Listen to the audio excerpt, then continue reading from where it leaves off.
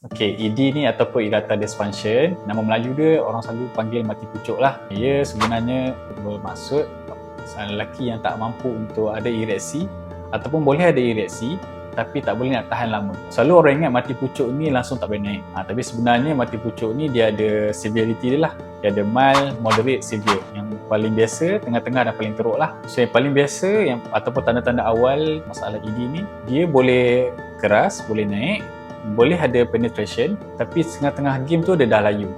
Dah layu tu maksudnya dia lembek dan dia pancut lah. Untuk moderate punya severity, dia boleh naik, boleh keras, tapi tak cukup keras untuk penetration.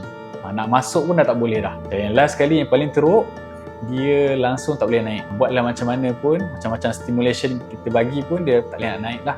So ini yang paling teruk sekali. Kalau tengokkan kenapa jadinya masalah ED ni ada beberapa sebab lah. Tapi sebab yang utama ataupun paling the most common cause tu ialah aliran darah tak cantik di alat sulit. Kita punya alat sulit ni sebenarnya banyak darah. Banyak aliran darah. Kalau ikut structure anatomy tu 80% lah.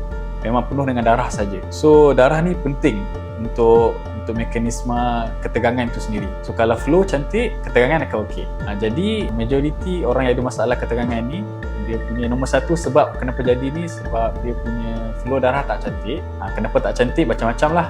Faktor usia, bila usia makin meningkat, darah makin kurang mengalir. Faktor kesihatan seperti kencing manis, darah tinggi, kolesterol. Ini semua boleh merosakkan aliran darah lah. Dan juga faktor lifestyle yang tak sihat lah. Yang ini banyak efek orang muda sekarang ni, seperti makan yang tak sihat. Sekarang kita makan susah nak jaga. Banyak instant food, banyak processed food, and then merokok lagi, kurang exercise, selalu stres. Semua benda ni slow dia akan merosakkan darah dalam badan, terutama sekali ke alat sulit lah.